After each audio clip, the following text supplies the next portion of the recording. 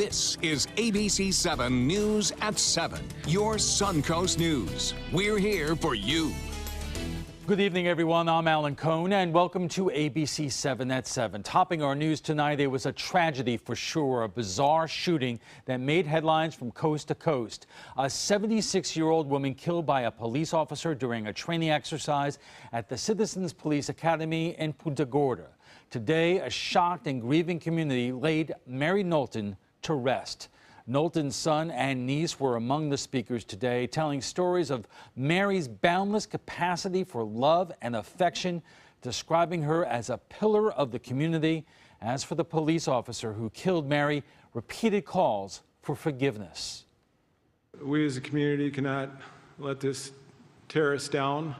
This is a wonderful town with wonderful people in it, and we all love this community very much. An investigation into Officer Lee Cole is still underway by the Florida Department of Law Enforcement. Right now, he remains on administrative leave. Here on the Suncoast, school begins for students in Sarasota on Monday. Less than a week to go. The district has finally finished filling all the vacant teaching and administrative positions. 8 schools have new principals. Dr. Paul Burns is one of them, taking over at Riverview High School. He says learning from other administrators is key. The quality of individuals that we have leading schools in Sarasota County is absolutely phenomenal. When I'm in meetings, to get to learn from the expertise that other principals have, I think is absolutely amazing. Superintendent Lori White is also retiring in February. The district is reviewing nearly 50 applications for her position. The party may be over soon in Sarasota. City commissioners are considering limiting large downtown events. Commissioners agreed to last night's a draft of 2 proposals, one prohibiting any event requiring more than 5 city blocks, the other mandating approval from the commission on a case-by-case basis. Exemptions would be in place for parades and half-marathon races. A moratorium on new events on Main Street is in place until September of next year. Floods are wreaking havoc in Louisiana, and it should be a reminder we are vulnerable here on the Suncoast, especially during hurricane season. Insurance experts say Florida insurance rates are expected to rise as much as 20% over the next few years. In 2013, Congress passed an act to lower rates, but it was only temporary. With rates beginning to rise, those living in flood zone areas are beginning to worry. I think it's terrible. I don't know why they have to do that when people around here they're living from month to month. You know, I mean, how they're supposed to, how are you going to pay it? I mean, there's no way. I mean, those have to pack up and move. Increasing rates are meant to stabilize the National Flood Insurance Program. It currently faces a $23 billion deficit. Bob, that is not good news. No, it isn't good. You know, what is good, though, is that our CAT fund, the catastrophic fund here in Florida, has increased now up to $17 million. After 2005, it was down. I think it was down to $1 billion, but now it's back up to $17 billion, which is good news on that front. The also good news is there's no hurricanes or tropical systems around right now, but we are entering into the peak of hurricane season. The peak day is actually September 10th, so we have a couple of weeks to go before that happens. Here's what's going on now. We've had the showers around and a few thunderstorms. I want to talk a little bit about that in a minute, but this is the Epiphany Catholic Church, their Venice webcam showing we had a few showers around, again, moving through, but not much. There hasn't been much of a convergence band set up, and so the showers have been moving pretty steadily from the east to the west, and you can see that on the radar review right here. Heavy storms moved through Tampa and Pinellas County earlier and caught parts of northern Manatee County. Also down south, there was a few showers near Punta Gorda and Port Charlotte toward Englewood. There was 2 wind reports there in southern Pinellas County where winds were gusting as high as 40 miles an hour. But notice here in this next graphic, I'll slow it down and stop it, from about 4:10 to 4:17. Notice that the rain had moved across Anna Maria Island, but there were still some lightning strikes showing up behind it. And a majority of the people are hit by lightning. It's after the rain has passed. They think they can resume their activities because the rain has stopped. But remember, if you're close enough to hear that thunder, there's a possibility of getting hit by lightning, and there's an unconfirmed report report that there may have been a lightning strike to an individual there in Manatee County this evening. We'll get more on that at 11 o'clock. Again, we'll be checking into that. As far as the overall radar picture goes, there's not much left. A few light rain showers out there, nothing too heavy at this point. And currently, it's cloudy, 85 degrees. The dew point is at 74, and winds are out of the east at 10. The high today was a hot one, 97 degrees. And again, it looks like similar conditions expected tomorrow. Maybe a little bit better chance to see some coastal showers and storms around. A light chop out there for boaters. And as far as the 7-day forecast goes, we are calling for a good chance for scattered showers and storms over the upcoming days. But the weekend, Alan's looking pretty good with the rain chance dropping to 30%. That's good. It's a baseball weekend, so. Right, so I figured. All right. All right. Thanks a lot, Bob. And still to come, out with the old and in with the new. Demolition begins at the Colony Resort on Longboat Key. Find out what's being done to restore the property to its former glory. That story when we come back.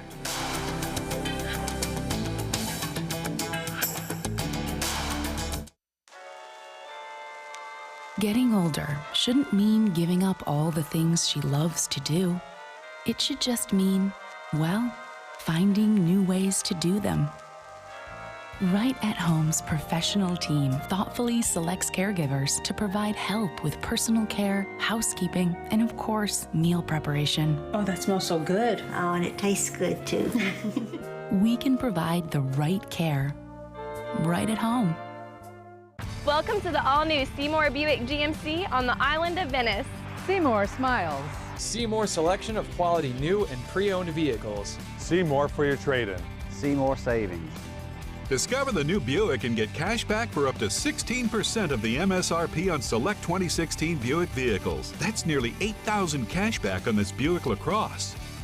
Seymour now at Seymour Buick GMC on the island of Venice. Go to SeymourBuickGMC.com.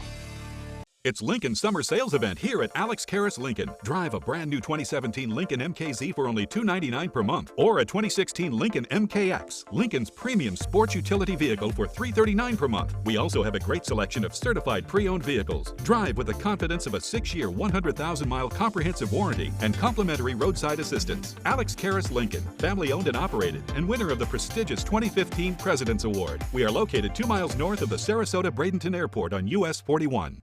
Download ABC7's free all-new news app at your app store today. It was a symbol of luxury and became emblematic of the 2008 economic collapse and the events afterwards. Today, the former Colony Resort is a shadow of its former glory. But wait, there is news of a rebirth. It's beginning, but there's still a hitch. ABC7's Kate Flexer joins us with more. Kate.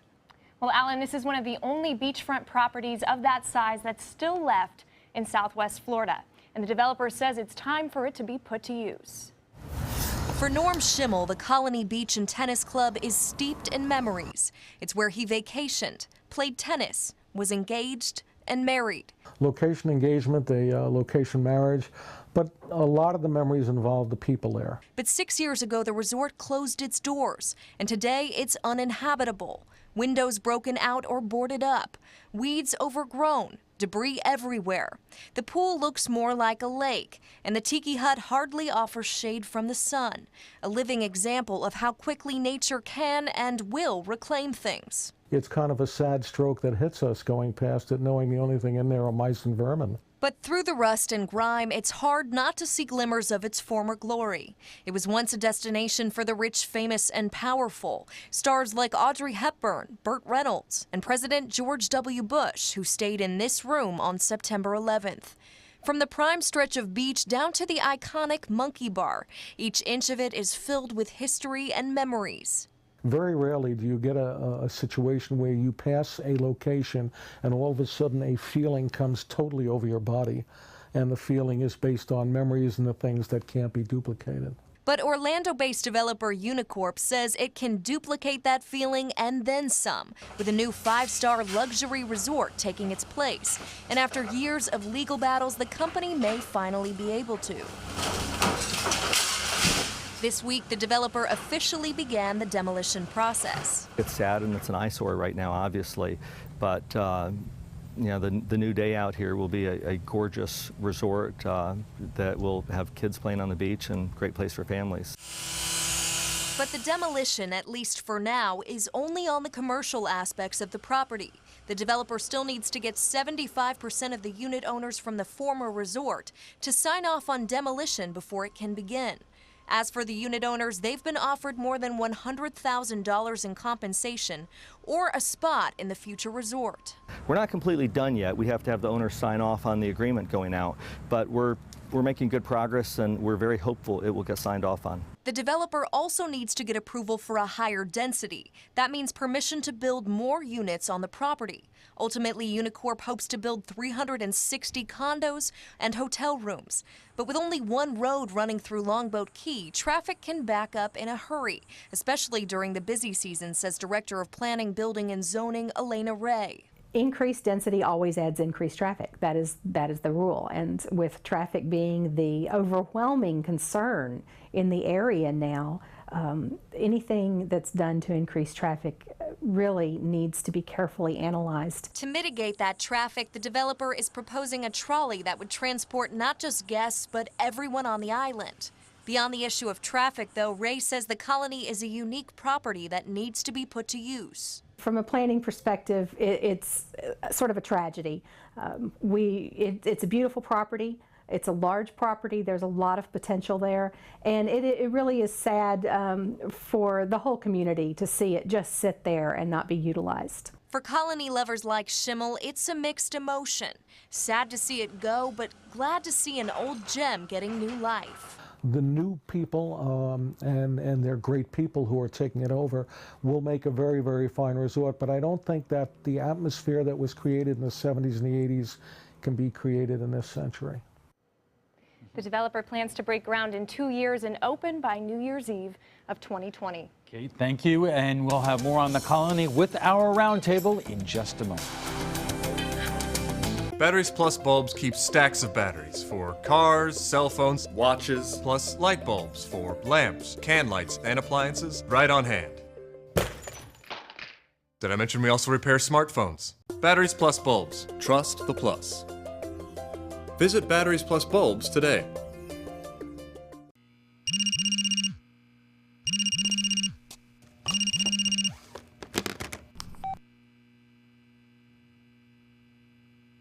They care. They take the time to understand you, take the time to understand your case.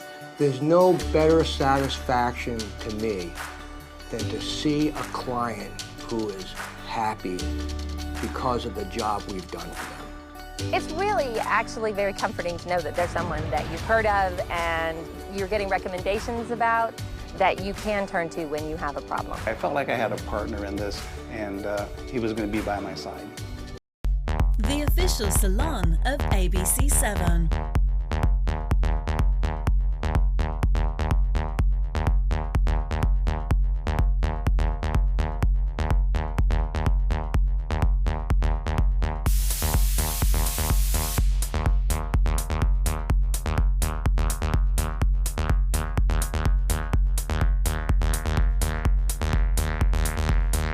Cutting Loose Salon.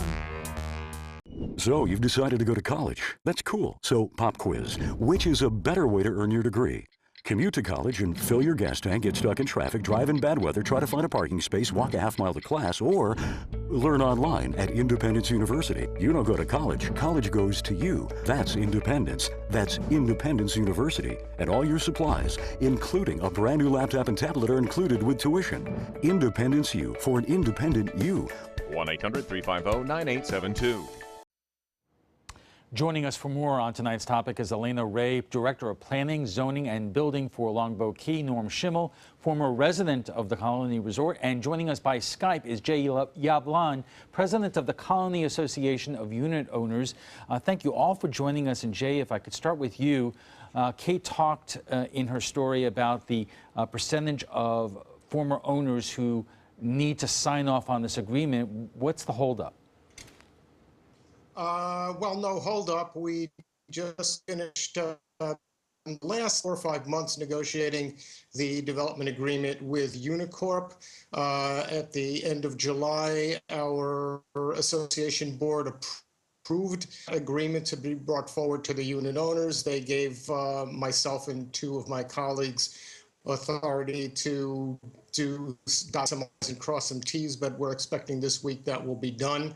And then we will be taking the development agreement out to our unit owners to vote on approval. We'll be giving it a very strong endorsement from our board for their approval. Do you have any doubts whether the owners will approve of it? We need to see what happens. What I've been hearing from the rank and file owners uniformly has been very positive reaction. 2 years ago, people were selling units for $20,000 or $30,000 or $40,000.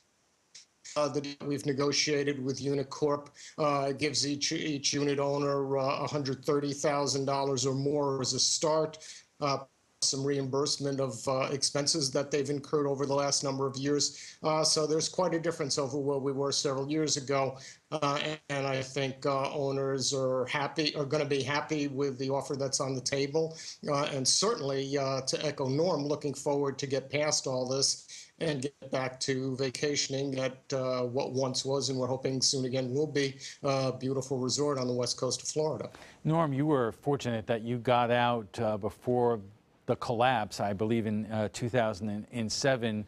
So when you hear that owners are getting possibly $130,000, how does that compare to what you were able to sell for in the day? Well, we sold, believe it or not, for the same price that we had bought the unit 15 years before. So the way to look at that is I had close to 30 vacations, which cost me nothing. And then I sold the property where people would be paying a lot of money per night for it. So both my partner and I, in buying it, both have no regrets of selling it earlier or anything like that. The reason I sold was the fact that having lived in Manhattan my whole life, we made the decision after I got married to come and live here. But it was a good deal for us. It was a terrific deal for us. And some things die hard. That's from the key. That's from the key.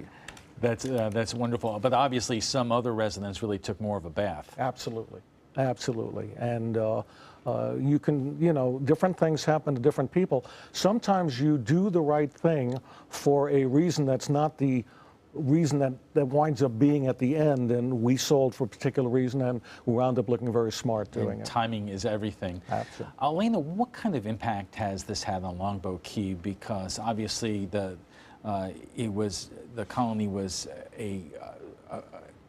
put a lot into the local economy, and its demise must have had some kind of impact. It had a lot of impact. One of the things that happened when it closed is it removed a venue that was a gathering place for the community. People still talk about the Sunday brunches at the Monkey Room, and they talk about all of the wonderful times they had there with family, and that's gone. The other thing that it did is the colony historically was the gateway that introduced a lot of people to the Key who eventually purchased property on the island. And once the colony was no longer in operation, people didn't really have a method for discovering the Key that had always been there. But in addition to that, there's also, I would imagine, tax revenue that the community lost. Absolutely. We suffered a severe decrease in our tourism industry with the loss of the colony and the loss of a couple of other resorts on the island around the same time. And some of our businesses reported as much as a 40% loss in revenue, and we did have quite a few businesses close after that. Jay, if you could still hear me, do you have any idea in terms of the continuing owners there, what percentage would go for the cash payout and others who would take new units in the new resort? I can't really say that definitively. I think once we start to survey the owners, and part of what is built into the process with Unicorp, once we survey the owners, we're going to try to get a handle on that. I'm going to right now, and it's just a stab in the dark, guess that about half of the current owners are going to just want to cash out, and the other half of the owners will want to apply that cash to stay in some fashion. But that's to be determined still.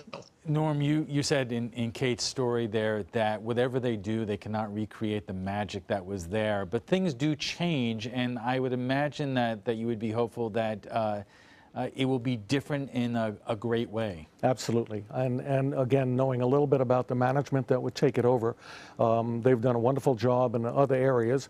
I want to make one point about the Colony. When you talk about the 70s, it was worldwide known. It's the #1 tennis resort in the United States. I was running the company that invented the steel racket. I first heard about the Colony in a locker room in Forest Hills. And so this was not just a Longboat Key or a Sarasota. It was a worldwide known resort. And of course, when Bollettieri came in, which got me there, it just goes on. I think they're going to do a great job, and I think they'll have a wonderful resort. I really do. Elena, you did express some concern about the increased traffic in that area because there's only really one road going through the area. But I would imagine that's good news and bad news. And would the community chip in or help with the infrastructure around it to make the burden in terms of the traffic a little less onerous for local residents? Well, I think that while we can do very little regarding the infrastructure, the road is owned by FDOT, and there's not a lot you can do with the road. Hopefully, a lot of the people who stay at a future resort will spend more of their time on the island. We have restaurants, world-class restaurants on the island, 5-star restaurants. And hopefully they'll be spending a lot of time on the island and enjoying what we have to offer out there. And then we, of course, are in ongoing efforts with our other island communities and Sarasota and Manatee County, as well as the city and FDOT regarding both short and long-term solutions to traffic problems. Norm. Well, as a member of the Tourist Development Council, I'm very, very concerned about the infrastructure, about the entire county of Sarasota. But the 2020 people, just so you know, as part of the thing that they're doing, are looking at water shuttles. They're looking at water shuttles, trolleys, a thing we call collectors. And it's the problem you're talking about is part of a whole county infrastructure problem, and I think you're going to see some movement on that. Well, I think this has been long overdue. I know that it's an eyesore, and I think the entire community probably looks forward to the restoration of really a classic and historic resort there. So thank you everybody for coming in tonight. Thank you. And we'll be back with viewer comments in just a moment. They're coming from Tampa, Fort Myers, even Orlando. They're coming from everywhere for the Sarasota Ford Promise. We promise we're more than a dealership. We're a destination with a movie theater, massage room, aquarium, cafe, and more. We promise to give you top dollar for your trade, even if you don't buy from us. And if you do, we promise you the best deal. Bring us any competitor's ad and we'll beat it by at least $1,000. That's why they're coming from everywhere to Sarasota Ford, where 41 meets 301. SarasotaFord.com. Do you have what it takes to become a champion? The Sarasota YMCA Shark Swim Team has been developing champions since 1961. Fall swim team tryouts for kids ages 6 through 18 are being held August 15th through the 18th and August 22nd to the 25th from 5:30 to 6:30 p.m. Tryouts are held at the Evelyn Sadler Jones branch, YMCA's Selby Aquatic Center. For more information, visit SarasotaYMCA.org/sharks. If you're one of the millions of Americans who are disabled and unable to work, I have an important message. You may be entitled to receive disability benefits through Social Security.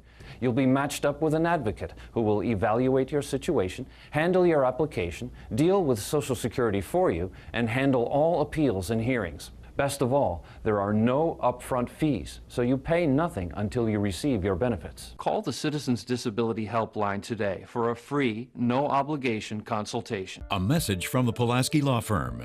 For decades, many Americans working in the trades were exposed to environmental hazards without their knowledge. While the dangers of one such airborne threat, asbestos, have long been known, efforts were made to hide the risks from the public. The result? Thousands of cases of asbestos-induced mesothelioma. Those in the trades may have been harmed by hundreds of companies who produced asbestos-laden products. The U.S. Bankruptcy Court has established asbestos trusts with $30 billion in initial funding. You may be entitled to financial compensation without ever going to court. If you or someone you know has been diagnosed with mesothelioma, get the best care available. Then call us. Call 800-279-1837. For nearly 2 decades, we've been fighting for those harmed by asbestos. Act now. Call for a free consultation and see how we can help. Mesothelioma. Don't fight it alone.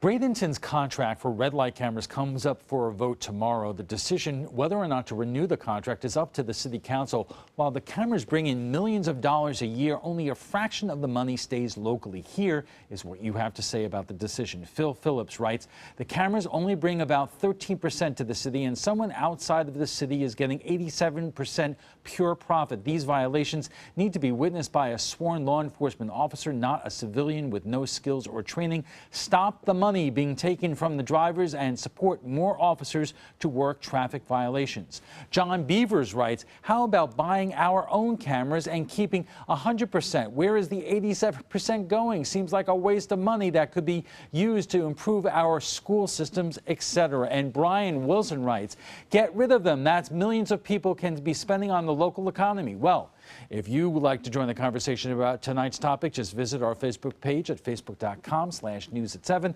And that is all the time we have for this evening. Thanks for joining us. I'm Alan Cohn, and have a great night.